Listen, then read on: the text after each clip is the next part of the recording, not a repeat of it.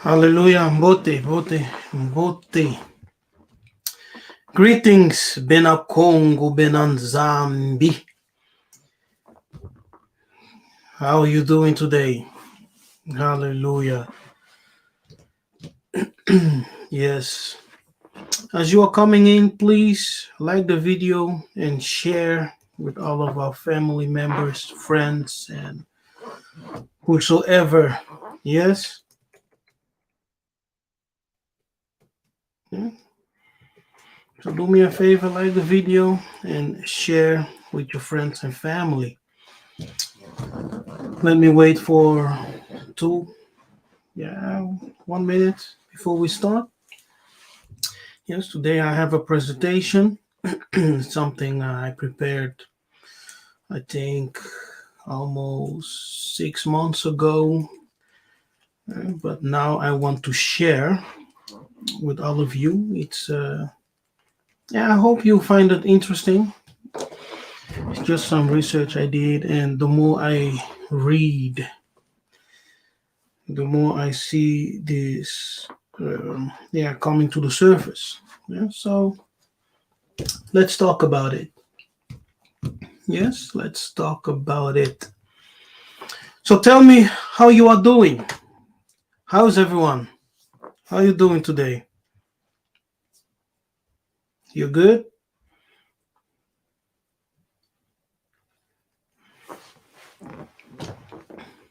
Yeah, just let me know how you're doing. Yeah, it's good to see you all. Bantu mother, greetings to you. Queen Raquel Mbote.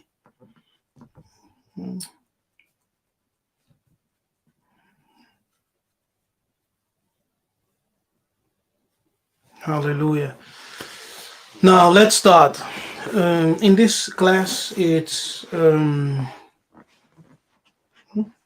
Alexander, how you doing, brother? Alexander, we just spoke today on the phone, right? Hope you're all right. Hope you are all good and things work out. So let's go into our discussion for today. Yes, today it's a presentation. We're talking about Kushi Ethiopian. Yes, Kushi Ethiopian. It is a presentation, so it will be a PowerPoint, right? A slideshow, and along the way, of course, we will have some explaining and etc. etc. It's a study. Yes, a study that we will go into it together. Yes, we can go into it together. Today is part one. It's quite long, so I don't think I will be able to finish it all just in one session. So today it's part one. Okay, now I hope you're ready. Let's go. Let's start. For those who just came in, Bote, greetings to all the Bantu family, and to the dispersed and outcast of Isolele in the Eastern and Western Hemisphere. I pray that you are doing well and that the spirit of Tatanzambe and Pungutulendo is with you all wherever you are in this world. Yeah, so our topic is Kushi Ethiopian, and we will discover together what the Kadian Pemba hide for thousands of years, right? Let's go. Now, first, we have to establish the ancient people. Who are the ancient people? Now, the Bible does give us a clue. Now, it's not only a clue, the Bible tells us who the ancient people are. Yes. Because it is written in the book of Isaiah 44, verse 7 and verse 21. And who as I shall call and shall declare it and set it in order for me, since I appointed the ancient people. See, so the Bible mentioned an ancient people. Not a, yes, the Bible mentioned an ancient people, and that ancient people was appointed, set apart, yes, sanctified by the Most High Himself. Hallelujah. Now, the Most High has a people whom he had called, whom he had sanctified, yes, consecrated. Another word is a people whom he set apart from all the nations of the world, from all the families of the world. He set apart a specific people, yes, and that people is called the appointed ones or the chosen ones, and also the ancient people, as we can see here. Remember this, O Yakuba and Yisolele, for thou art my servant. I have formed thee. See, it's a people formed by the Most High. I have formed thee. Now, I do get notification that my connection is not that good. So if the connection is failing, if I'm fading away during this session, just let me know in the chat, okay? Because if it's too much, I will cut this session off because I want you all to just follow this session very good, with good connection. So let me know in the chat. And so Isolele and Yakuba are one people. See, Yakuba, his name was changed to Isolele after he had a struggle with the angel of Nzambe Apumutulendo. Okay, and his name was changed to Isolele. Now, some people say Yisraela, whatever name you choose to stick with. We, as Bena Congo, for us, it makes sense to say Yisolele. I have explained this already in the Sabbath class. The teaching is online. I did post it online, so you can go ahead and watch the teaching. I explained the name Yisolele, where it comes from, what it means, and we compared it with Israel, right? Yisolele carries the identity of the chosen people.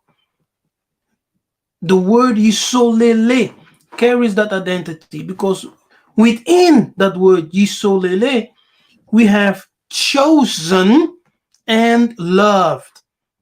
Within that word. So Yisolele means those who are chosen and loved. And that's the theme of Tatanzambe's relationship to his people. He repeatedly tells them, I have loved you, I have chosen you. Yes, I have loved you, I have chosen you. Yakuba, my servant, etc., etc. So Yisolele is the Kikongo word for what you know as Israel. Israel, in its definition, right, means those who fight with God. Yes, and all those who prevail fight while fighting with God. Now, we are not fighting with the Most High, but we are, according to the biblical pattern, a people chosen and loved. Yes, and that identity is found in the word Yisolele, chosen and loved, a people loved. I have loved you with an everlasting love. I have chosen you. That fits in the biblical pattern. So the name is not Israel or Israel, but Yisolele. For thou art my servant, I have formed thee, thou art my servant, Yisolele, thou shalt not be forgotten of me. So we are not forgotten. See, so Israel is the Kikongo, Yisolele, and that signifies the ancient people who are appointed and formed by the Most High. Yakuba, the Kikongo, Jacob, Yakuba, or Yakaba, or Yakuba.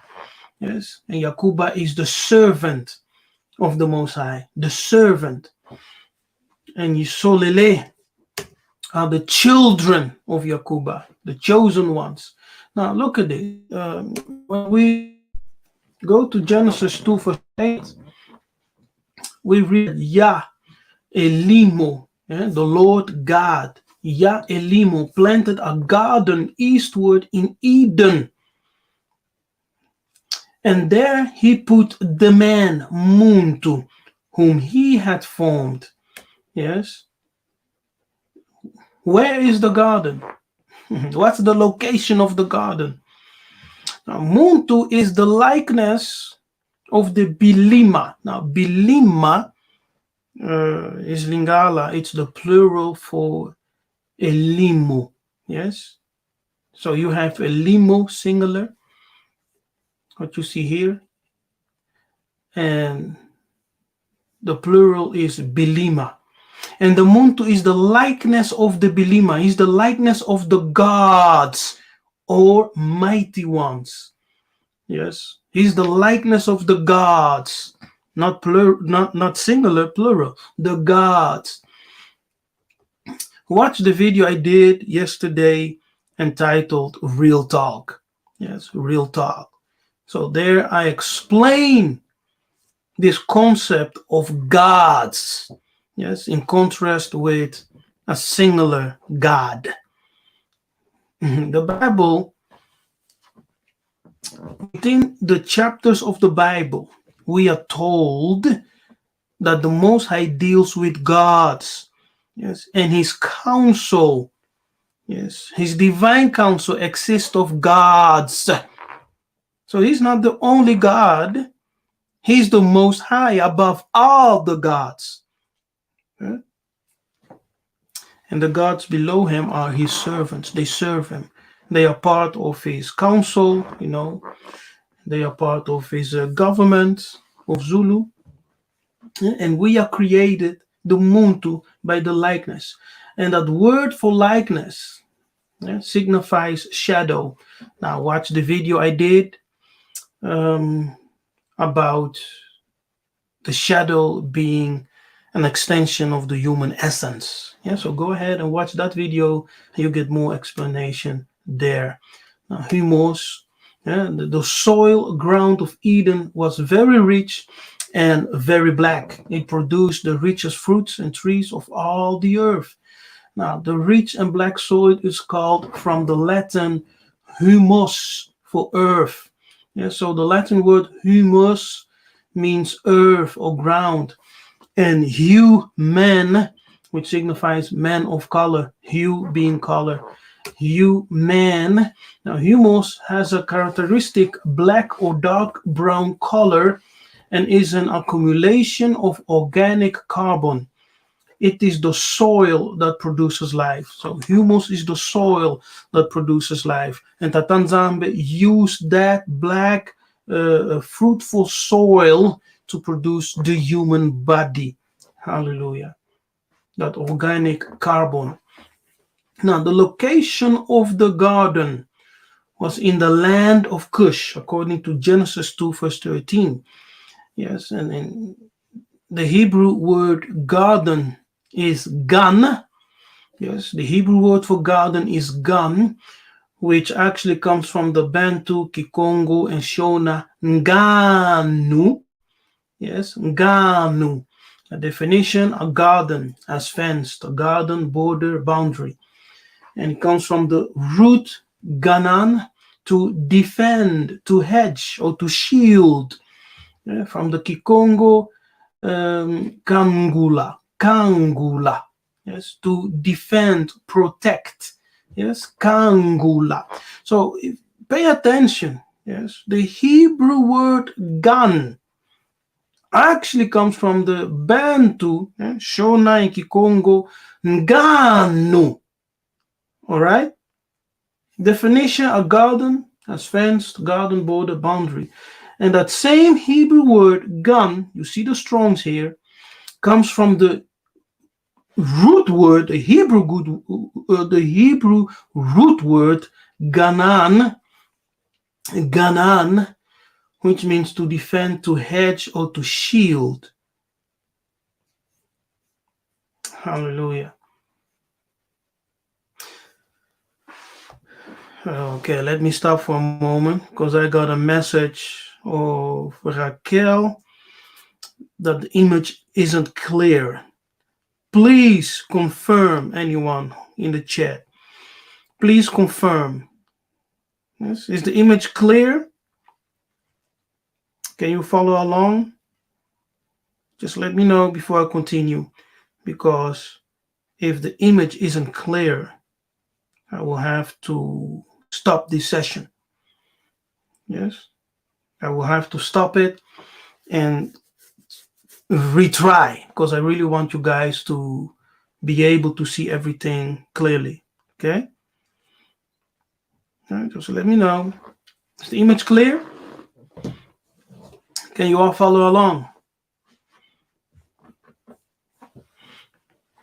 Oh, come on, people, respond. Use your fingers. Type yes or no.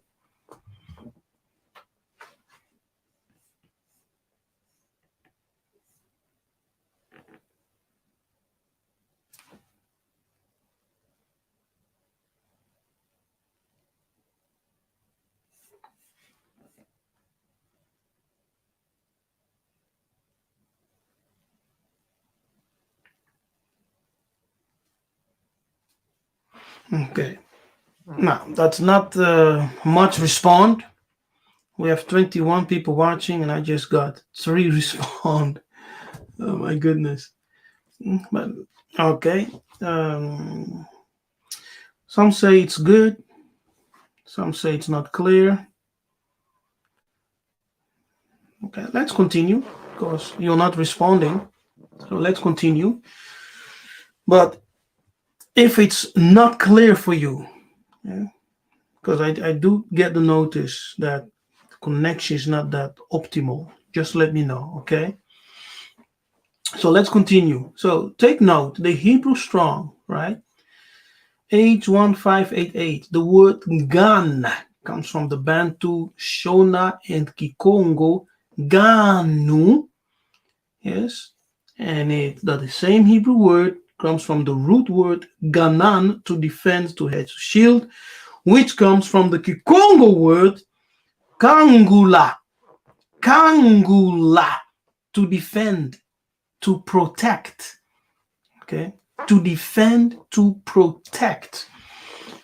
There you have it. Cush is the land of creation. That's creation happened in the land of Cush, not in Europe. Okay, get it, understand it. Not in Europe, not in the West.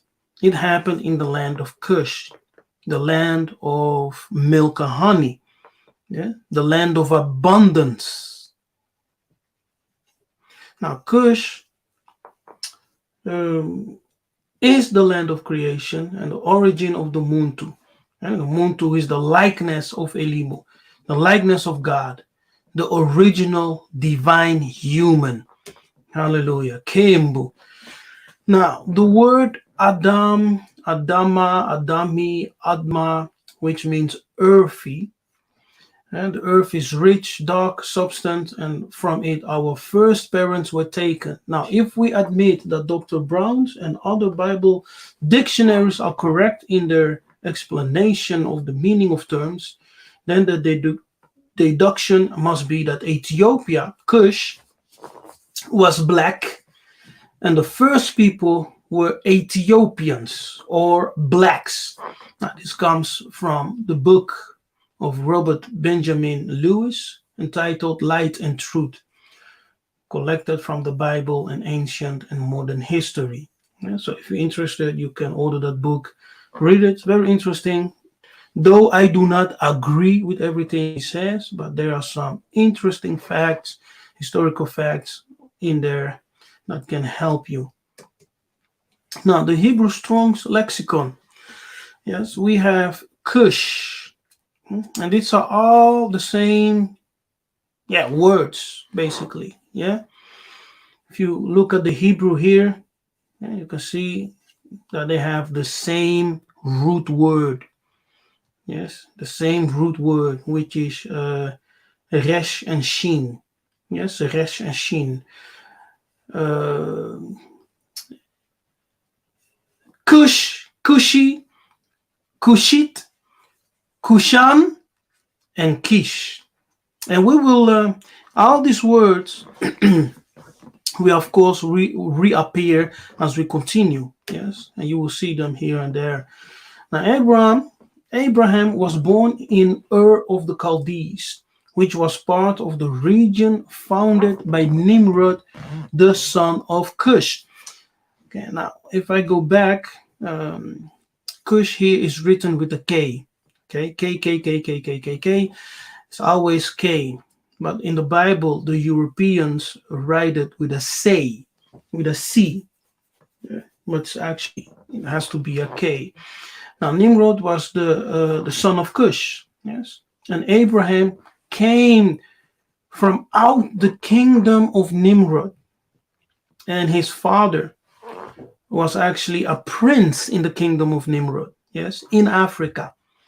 And many scholars tell that ancient Mesopotamia population was of African descent.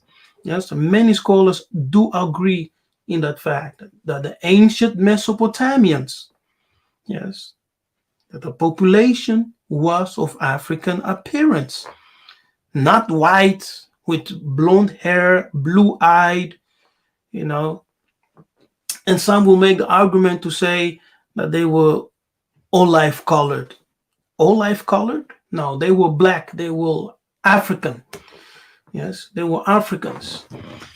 Now, after the death of Sarah, Abana, which is Abraham, took another wife whose name was Keturah. Keturah. She bore him Zimran, Yokshan, Medan, Midian, Ishbak, and Suach.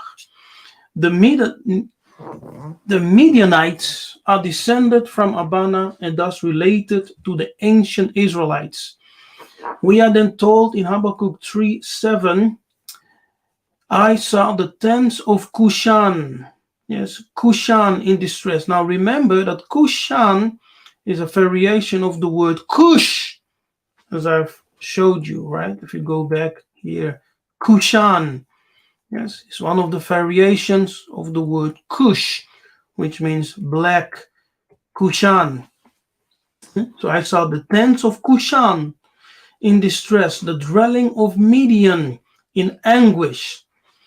Now, Kushan is the same as Cush, as you can see, and the Midianites, descendants of Abana, are called Kushan.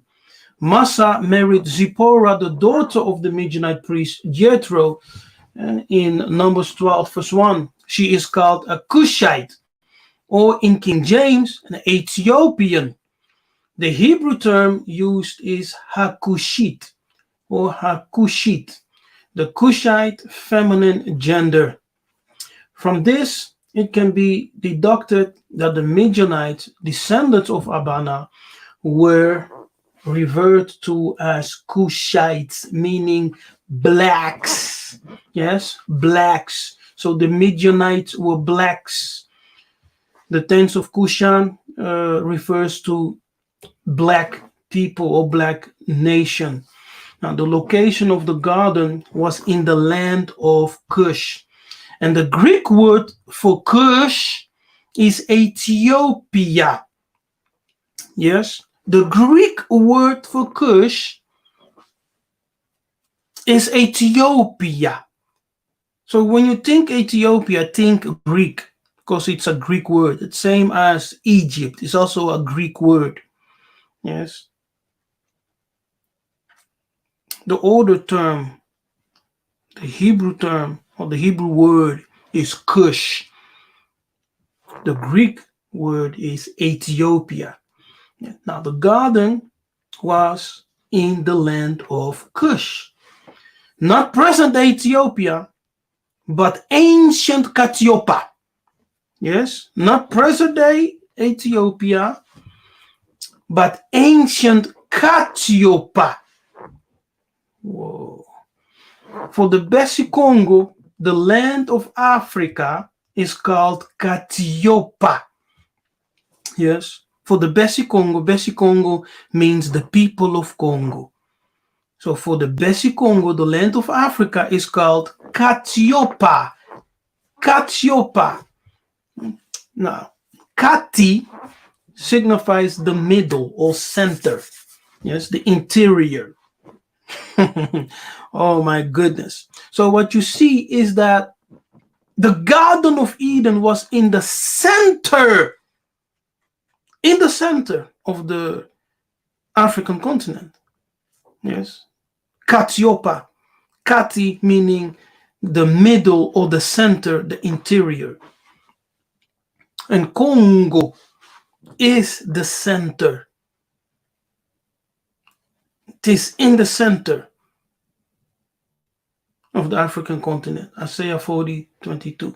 Now, when you look at the word Katiopa, because we know that the Greek, yes, as they were coming into Africa, because they were the first coming into Africa. And when the manuscripts, the biblical original manuscripts were being translated for the Kadiampemba, the first language it was translated in, one of the first languages was Greek. Yes, so one of the first languages which the Kadiampemba, the Mundele, started writing down, the records, the biblical records, the stories of our ancestors, was in the Greek language, and therefore they were changing names here and there, changing names. Now, Katiopa, look at it, here. Katiopa is so similar with Ethiopia. Yes, Ethiopias. It's so similar. Katiopa is the true term for Africa in the Besi-Congo, in the Kikongo language. Yes, in the Kikongo language, if you have a dictionary, and also dictionaries differ here and there, but if you have a dictionary, you can go and just type in Africa in the dictionary, or look for the word Africa. And the dictionary that I have gives me the word Katiopa. Yeah? And many learned men, historians, many men of knowledge in Congo will also tell you the same. That Congo and Africa itself, the land of the leopard, was known as Katiopa. Yes, Katiopa. Cush, Katiopa. Now, this is a map of 1690, before the Berlin Congo Conference in Germany of 1884 until 1885, where the nations, according to Joel 3, part of the Kingdom of Congo, which is Katiopa. Yes, we know that the European, in the wickedness, they came into Africa, right? They had this conference, of course. They divided the land, came into Africa, colonized the people, and create borders to separate the people, right? Now you know the history. Yeah. But Congo, Katiopa, was divided by the Kadiampemba. Yes, not the so-called Israeli state, because that Israeli state is a political state. Yes, that the West created for their own profit. It has nothing to do with the prophecies, with the biblical prophecies. It's just a political state that they created. Yes, to control the Middle East. To control the Middle East. Now, it's an old map. If you look at here, the right corner, you can read Ethiopia. Yes, here. At the right corner. Ethiopia, which is actually Katiopa. It's another map, okay, of 1829, before the Berlin Conference, before the Berlin Congo Conference in Germany, where the nations decided to divide Katiopa as a cake created borders. Yes, they created borders to divide the people. Now, once again, you see here in the center of Africa, Ethiopia. Yes, which is Katiopa. Katiopa. Now, when you go to the geographic location of the present day nation or country, which is called Ethiopia, it was known as Abyssinia, not as Ethiopia. Yes, as Abyssinia. So what the Kadiapemba did, this here whole Africa was actually, whole Central Africa was known as Katiopa. So when they started dividing the lands, creating, artificial borders, dividing the people, they started naming all those countries which they created, right?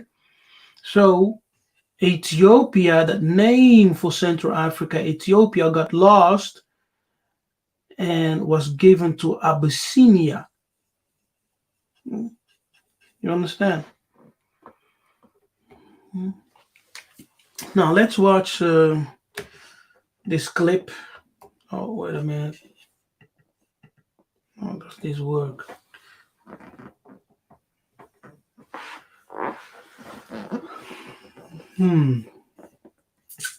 Oh, here. Okay. I will not watch all of it here. Let's start here. Now, listen very carefully on what this rabbi says. Yes. Ça veut dire que Kushi signifie Yesh Hashem, il y a Dieu. Ça veut dire que dans l'africain se trouve Dieu. C'est absolument incroyable. Dans les peuples africains se trouve le Dieu authentique qui a pour nom Yudke Vavke. Incroyable. Ça veut dire que caché à l'intérieur des peuples africains se trouve le véritable Dieu. Et c'est pour ça que en hébreu, on appelle le noir Kushi, qui fait allusion à Yesh Havayé, Dieu se trouve à l'intérieur des peuples africains. Incroyable. Incroyable. On va aller plus loin. Incroyable. Alors, retenez bien, vous attachez vos ceintures pour pas tomber. Le mot Mashiach. Mashiach en hébreu, c'est le Messie. Le mot Mashiach, quand on tourne les lettres sans les changer, les deux premières lettres, c'est même Shin, qui veut dire Shem. Shem, c'est l'identité.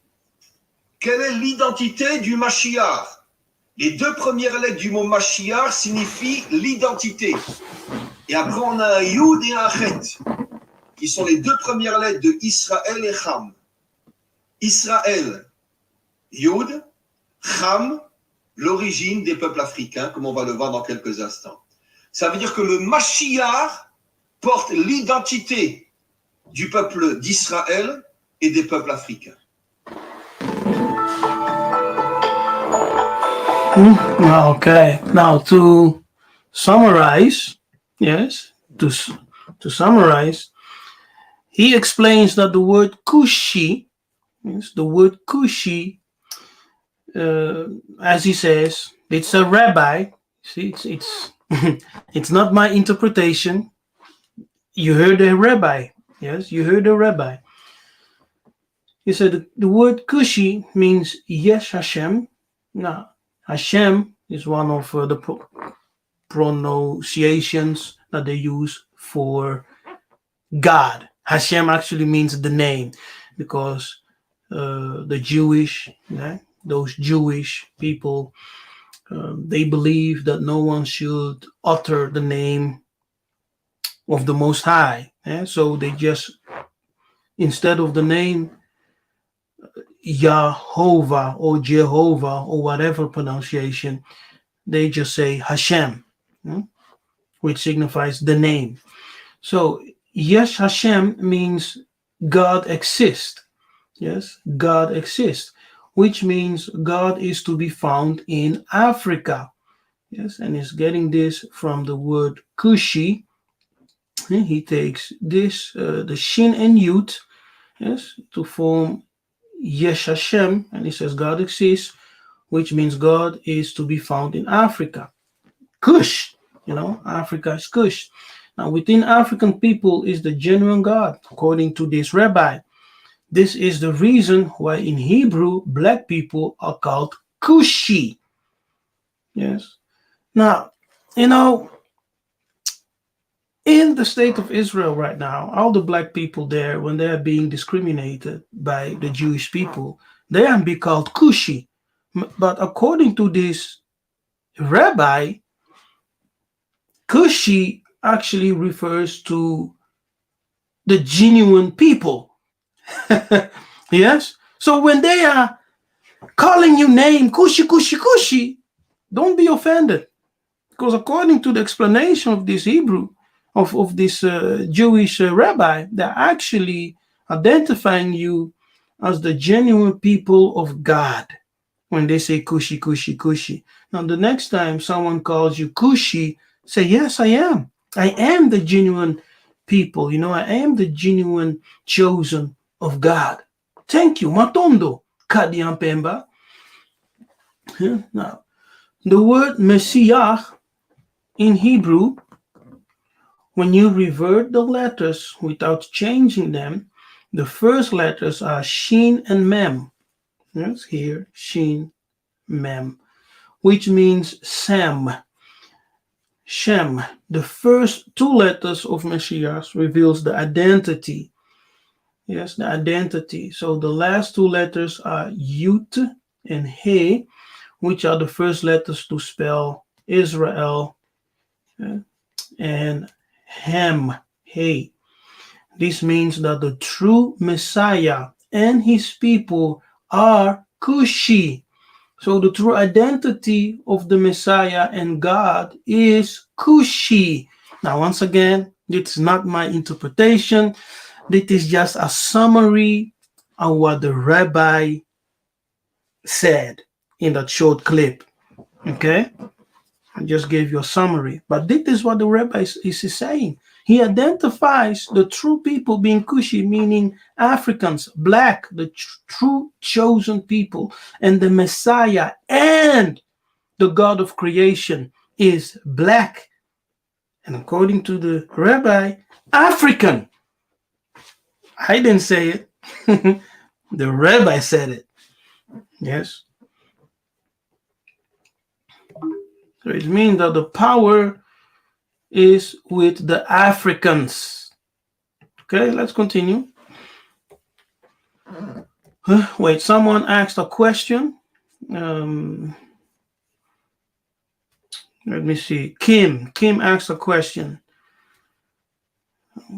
So, is Katiopa an original African word? Yes. I showed you already. Yes. Let me find it.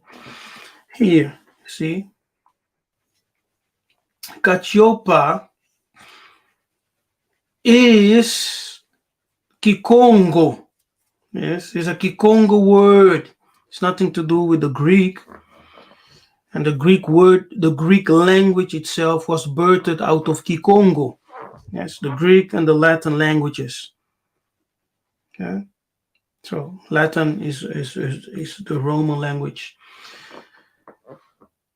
And the Greek, those ancient languages, as many historians and philosophers called it, yes, they call the Greek and Latin ancient languages. Now, those ancient languages came from Africa, and it was birthed out of the Bantu African language, yes, in Kikongo being the mother, le mère. Okay, thank you, Rabbi. Now, Kushi and Israelites. Now, let's go into that.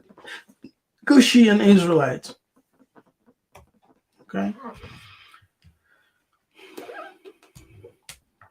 Now, the word Ethiopia, look at this. Yes, this word Kush, what you see black, yes, which signifies black. that same word Kush is translated in the King James as Ethiopia 19 times. Yes, that same word Kush is translated in the King James Bible 19 times as Ethiopia. But now we understand that the word Ethiopia is Greek.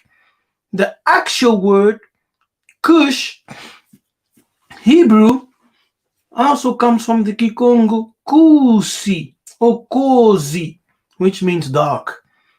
You see that? So that same word Kush, which they translate as Ethiopia, and as we also understand to be Katiopa, yes, that word Kush, oh, what did I do? Comes from the Kikongo Kuzi or Kozi, which means dark. Yes, so Kuzi, cozy, which means dark. You see? Oh my goodness. Now, 8th time is translated as Kush. Just 8 times. And 3 times as Ethiopians. Hallelujah.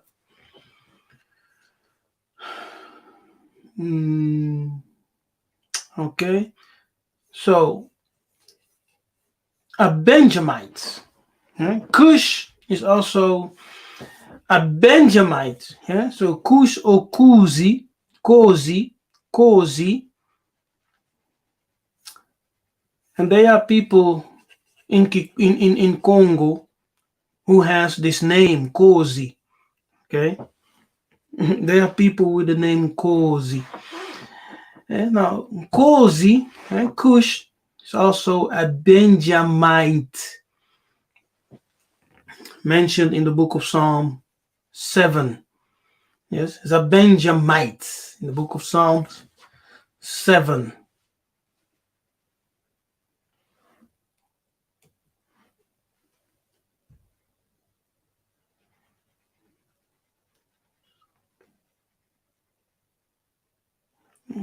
Get that. Now another word, another strong Kush. It's the same word Kush.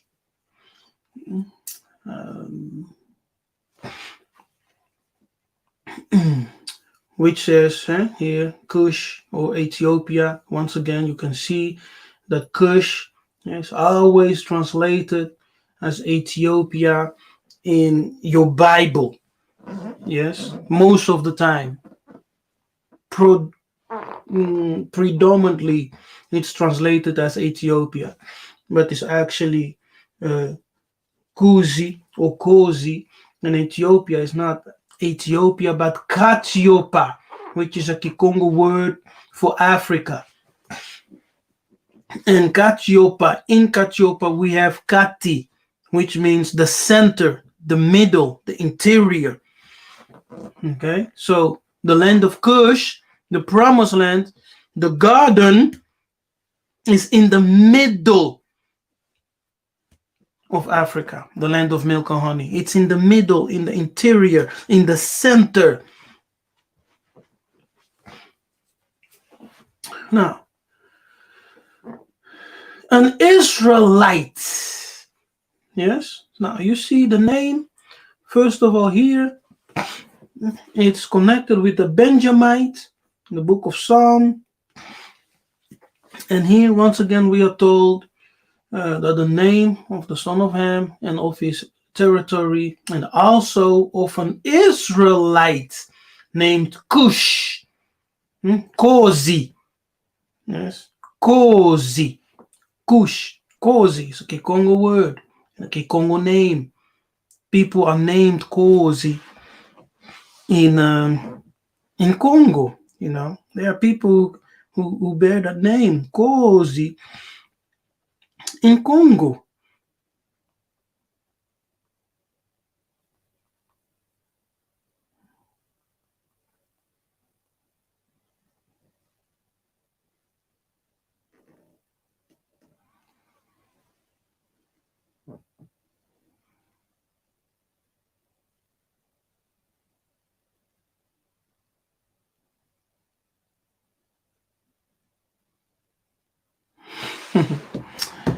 Uh, um, let me open up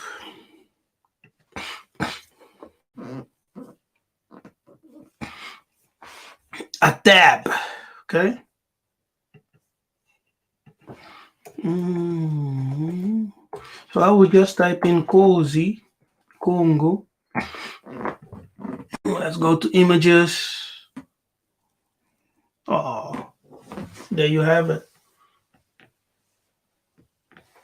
Yeah. Look at this guy. Cozy, cozy, cozy. Yeah. So there are people who bear the name cozy. Now the people with the name Kish, because Kish is another version of Kush. Yes, Kish is another version of Kush in the Bible. An ancestor of Mordecai was named Kish or Cush. Yes, Kish and Cush, the same. Now in Sushan, the palace there was a certain Jew whose name was Mordecai, the son of Yair, the son of Shimei, the son of Kish, a Benjamite. Yes, see, the son of Kish, a Benjamite. Now, when we go back, we do see here Cush, black, oh my goodness, yes, cozy, being a Benjamite. Yes, a Benjamite. Now, here we see that the uncle of Mordecai was named Cush or Kish, a Benjamite. Yes, the book of Esther 2:5. Now, also a Merarite Levite, yeah, son of Mahli, and grandson of Merari. The son of Merari, Mahli and Mushi, and the son of Mahli, Eliezer and Kish, okay, a Levite son of Aaron. Nsaku. Yes, Aaron was Nsaku, which means a priest. Yeah, in Kikongo, Nsaku, a priest. So we have the uncle of Mordecai named Cush, a Benjamite. And we have a son of Levite, yes, also named Cush or Kish, yeah, in the Bible. Now there was a man of Benjamin whose name was Kish, the son of Abiel, the son of Zeror, the son of Bekorat, the son of Apia, a Benjamite, a mighty man of power. So we see that the Benjamite had many people named Kish or Cush. Father of King Saul, a Benjamite, was named Kish. Yes. Elsewhere in scripture, the name appears as Cush. So Cush and Kish are actually just variations of the same name. Yes, they're just variations of the same name. Now, I find it very interesting to see that many Israelites carry the name Cush, because I know from the Hebrew Israelite corner, you want nothing to do with Cush and Ham and etc. But as you heard the explanation of the rabbi telling you, explaining to you, black man, black woman, African man, African woman, Muntu, Bantu, explaining to you that God is African and the chosen people, the ancient Israelites, are Africans. Yes, the Messiah is African. The rabbi explained you, gave the explanation. And scripture is telling us the same thing. Okay, scripture is telling us the same thing. Cush is just another variation. Kish is another variation for Cush. And the Benjamites, my goodness, but also the Levites, had many of them named Kush or Kish. Okay. Let's see. And here we also see Cush the Benjamite. Do you remember that foolish man that cursed David when David was on the run for Absalom? Right? There was this Benjamite who cursed them. Now that Benjamite was named Cush. So Cush was a popular name among the Benjamites. And this man, this Cush here, the Benjamite, was the family member of Saul, most likely his uncle. Most likely uncle of Saul. In the ancient traditions, names remain in the family. To say in the kanda, yes, in the family, in the kanda, in the tribe, yes. In ancient tradition, in the Bantu tradition. Nowadays, people are not that traditional, but in the ancient tradition, names always remains in the kanda, in the family, in the tribe. That's why you see, as you read scripture, that certain names, as you see here in the tribe of Benjamin, certain names reappear in within that tribe. Now, Kushi or Ethiopian. Now, we also see Kushan. Okay, the word Kushan comes from the root word Kush. Yes, so when you read Kushan in the Bible, it's talking about black people. The tents of Kushans, black people. Yes. One of descendants of Cush, the grandson of Noah, etc. Then said Joab to Cushi. See, once again, Cushi, Cush are the same. Go tell the king what thou hast seen. And Cushi bowed himself unto Joab and ran. Now, this individual was a warrior in David's army. Yes, probably of the tribe of Benjamin. Achan, the son of Carmi, the son of Zabdi, the son of Zerach, the son of Judah, of the tribe of Israel. This Ethiopian transgressed. Now, Ethiopian here is Cushite. Yes. This word Ethiopian is actually Cushite. Yeah?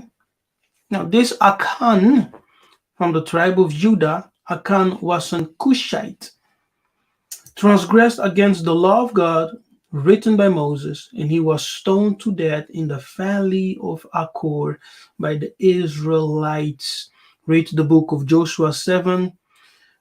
Here's the reference, scripture reference, taken from the book entitled Light and Truth, Collections from the Bible and Ancient and Modern History, written by Robert Benjamin Lewis. So you can buy that book and do your readings.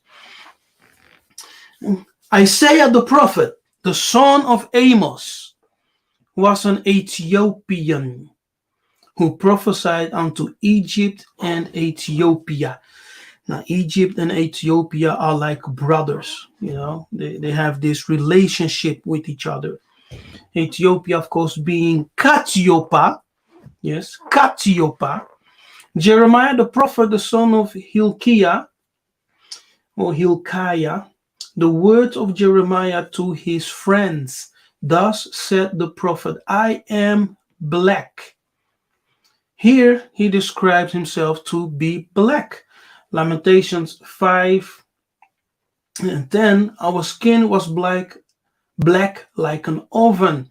Here he describes his people. They are black unto the ground.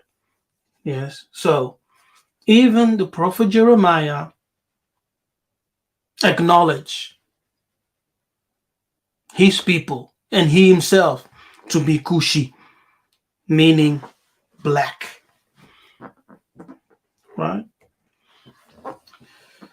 And everything I'm giving you are scriptures, right? It's all scripture upon scriptures.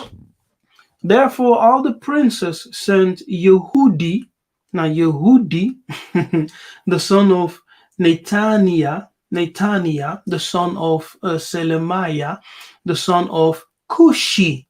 See, here, Israelites, once again, Cushi, from the tribe of Yehudi. Now, Yehudi, or Yehuda. Yehudi comes from Yehuda, which is Yaounde. Yes, in the Kikongo, Yaounde. In Africa, you have many places with this name. Of course, the capital of Cameroon is called Yaounde, and you have several places called Ounde. Yes, in Africa, Ounde.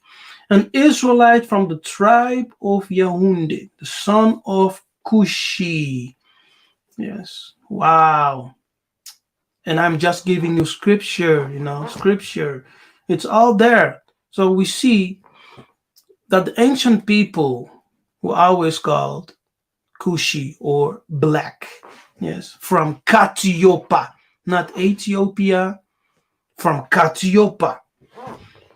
The mentioning of the paternal bloodline validates him as one whose family is known, and it consolidates his commission. I'm talking about this Yehudi. Yes, therefore the princes sent Yehudi, the son of, the son of, the son of. It's also by mentioning his paternal bloodline, they're validating him. So scripturally, to tell you this guy is legit. He has a bloodline to show. He's legit. He's one of us. He has a bloodline to show.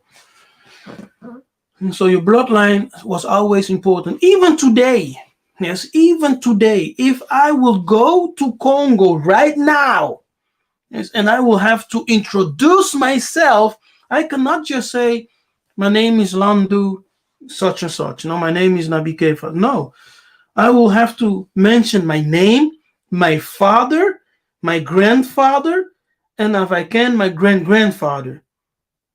You understand? For them to have a picture of who I am, especially if you go to your hometown. Yes, when you go back to your hometown.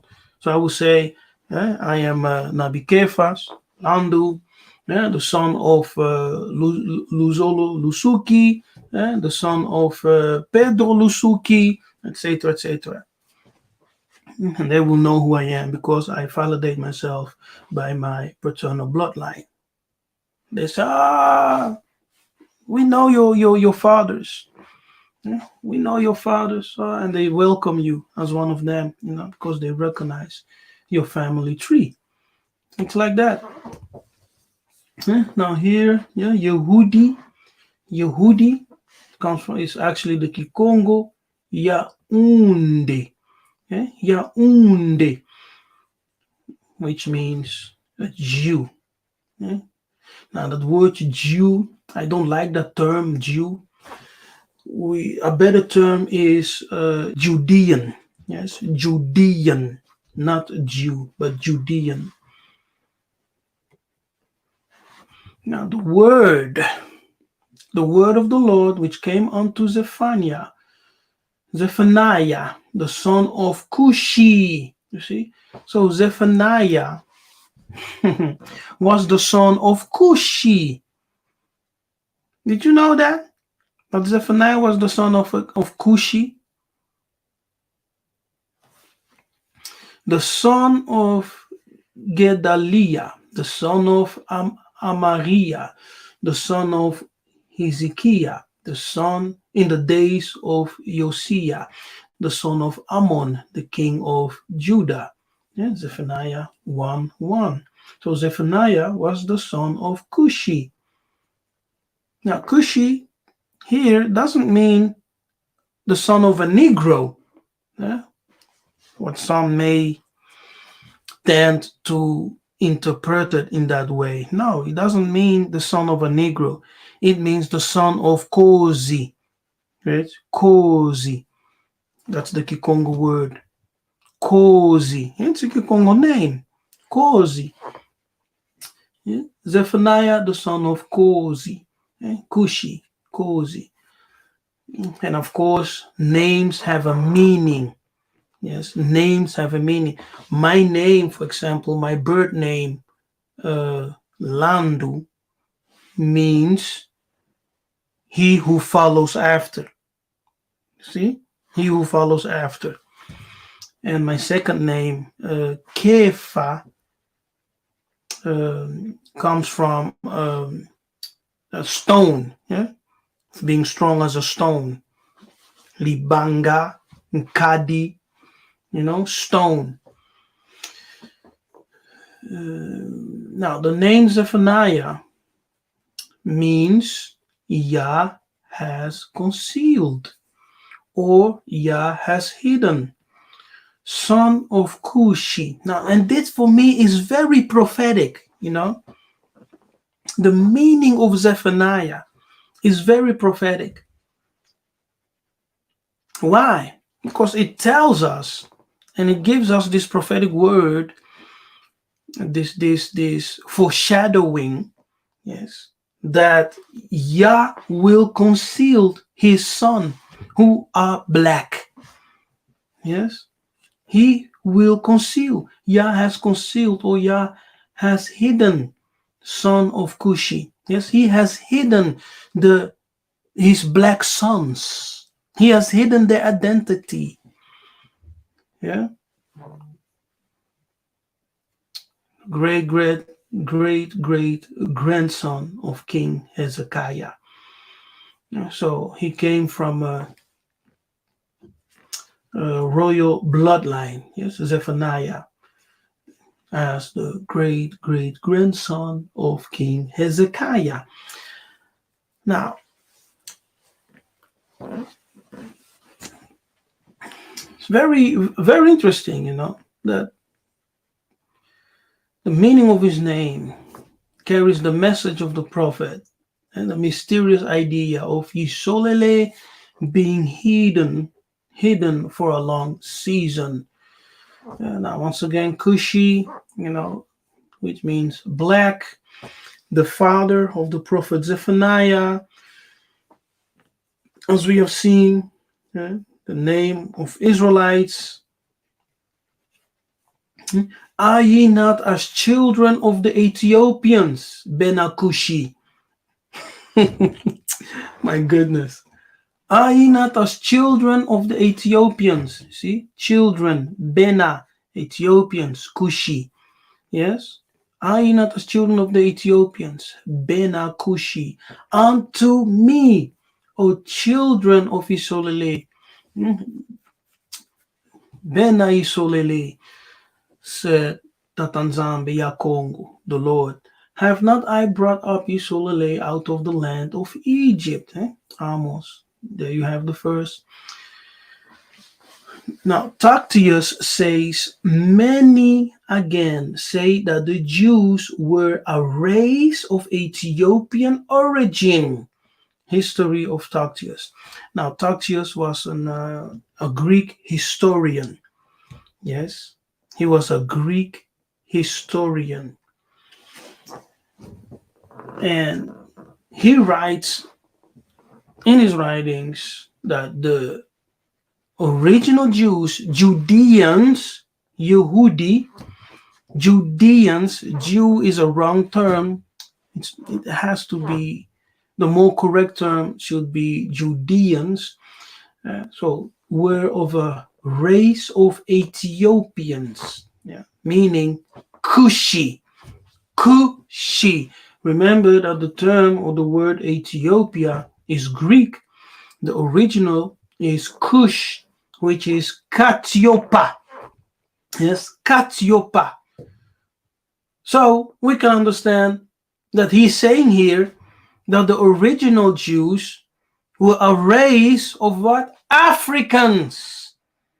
Yes, that's what he's saying. that the original Jews were a race of Africans. Now, when you can do this, by yourself and verify when you go to Google Translate and you type in Kushi, it gives you the result black person, yes, Negro, nigger, Moor. You see? So you were called Negro, nigger, Moor. Another term is blackamoor. And Dutch German term is Zwartsi. Zwartsi, which means black, blackie, blackie, black, blackie, Zwartsi. In German you will say Zwarts. In Dutch you say Zwart. The same. And Zwartsi is an old English word which comes actually from the German Dutch Zwart. Yes. Now type in Google Translate Cushy and it's the result. Black person, Negro, nigger, Moor. Now the Hebrew Cushi, Greek equivalent is Ethiopia. The Septuagint, it's Ethiopias.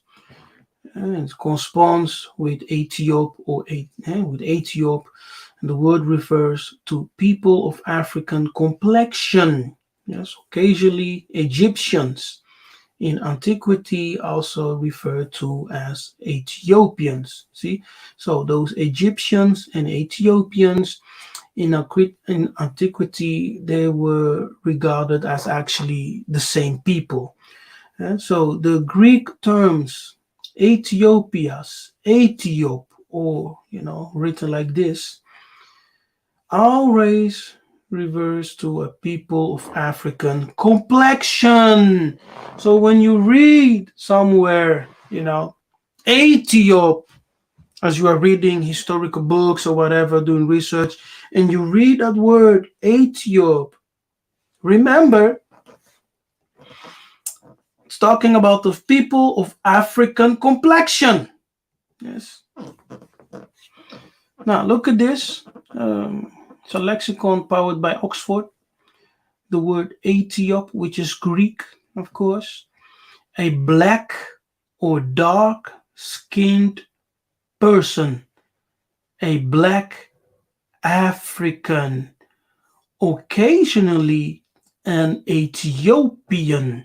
Now, Ethiopian is not referring to the present day country called Ethiopia, but the ancient Ethiopia, which is Katiopa, Central Africa. Yes, Central Africa, which is Congo, the Kingdom of Congo, the land of the leopard. Yes, the land of the leopard. See, now, of or relating to Ethiopia, Ethiopian, black or dark, literally or figuratively. Yes, black or dark, literally or figuratively. My goodness. So, with that, we come to our end. We will continue with part 2. Hallelujah.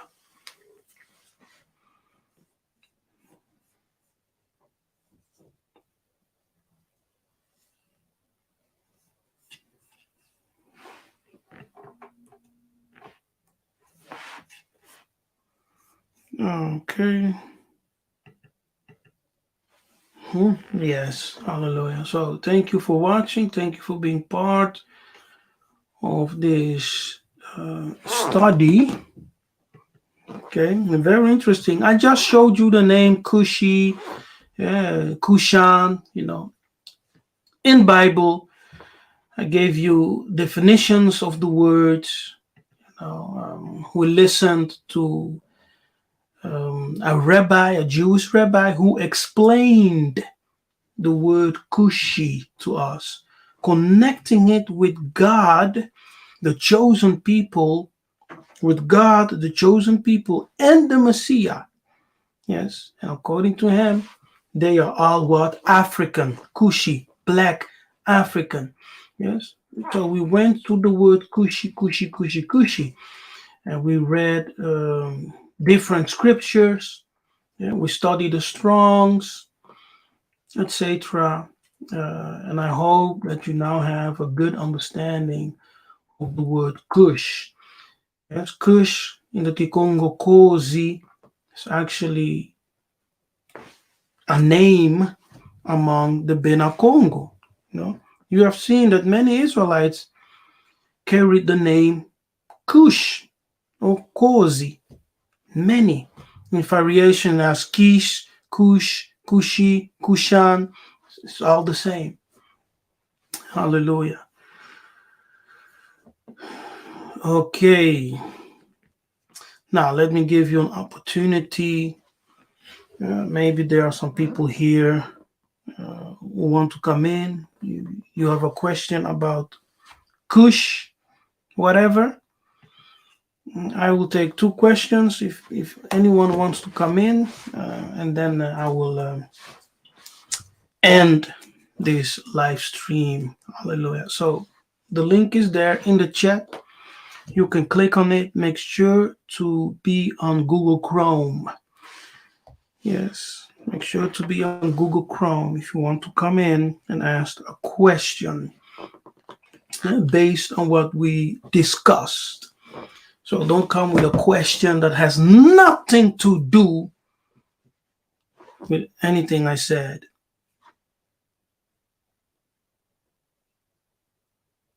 Okay?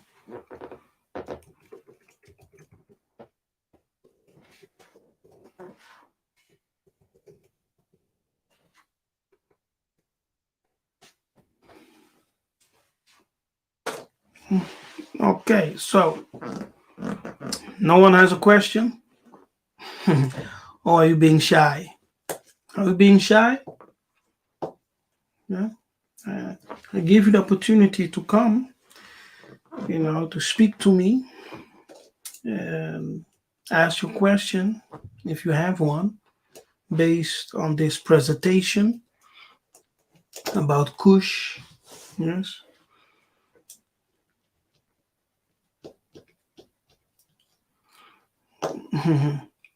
Yes. Nazarene Beats says shy, definitely.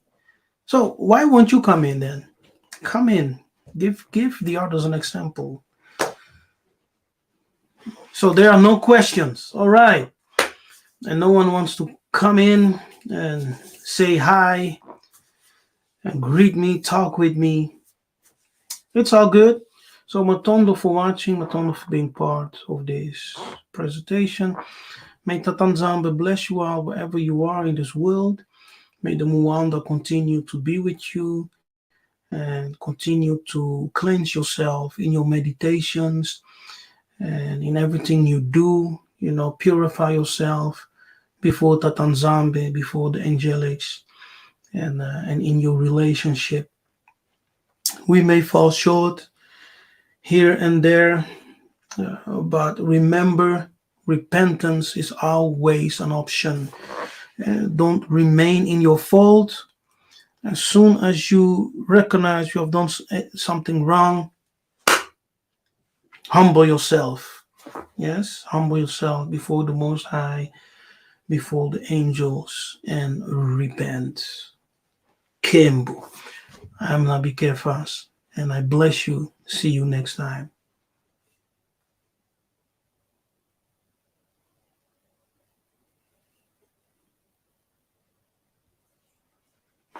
Oh, wait a minute.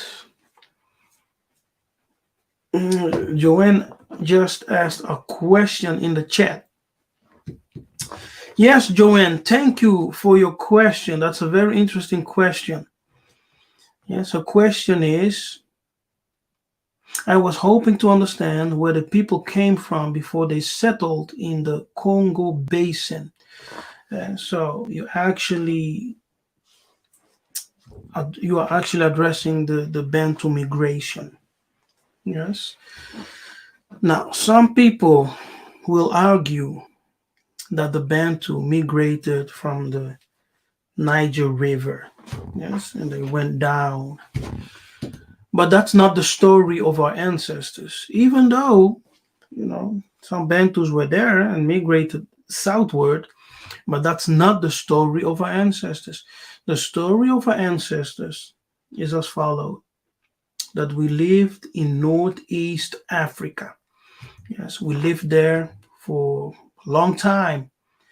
We also lived with the people called the Egyptians. Yes, the Greek word, of course. But we lived with them together for a long time. Then something happened that we separated from the Egyptians. We separated and we left Northeast Africa and we started going southwards. We followed the river, yes, the Nile River. As we were going down, we were breaking in branches. And so we were breaking in branches, and different people went different way. But some of us went all the way to the south, and circled back, and went down, down, down, and circled and went up again. Now, according to what I received in a vision, all of us came from Northeast Africa. Yeah, all Bantus. It is not something I read in a book. It's something that I was shown in a vision. Yes, in a vision of the night by an angel. All of us came down, and that vision was actually one of the factors that convinced me to repent, to accept my Bantu heritage, because I was hesitating and doubting. But this vision was one of the visions and revelations that helped me to really believe, and to stand firm. So we came down from Northeast Africa. We followed the Nile. We went to Nubia, to Meru. We followed the Nile and we crossed over the river and we entered Central Africa in Congo. Yes. And from Congo, different tribes went southward to continue. But it's a story that I will have to do a video about. Yes. I will do a video about that to explain how we actually migrated, what the story is of our ancestors. Whether you you ask the elders, of Kenya, the Gikuyu, you ask the elders of, the Embo people in South Africa, you ask the Congo elders, all of them will tell you the same thing. We came from Northeast Africa. We were in Kemet. We were in Kemet in Northeast Africa, that whole region, inclusive, what they call Middle East or Israel today, was Northeast Africa and part of the kingdom of Kemet. Anyway,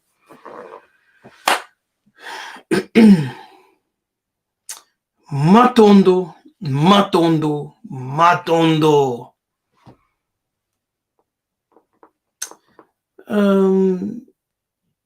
Yes, I will do a video of the 12 tribes, Bantu names. Yes. In the future. I have everything, but in the future. So thank you for watching. Bless you. Have a good afternoon, good evening, and see you next time. Ingeta.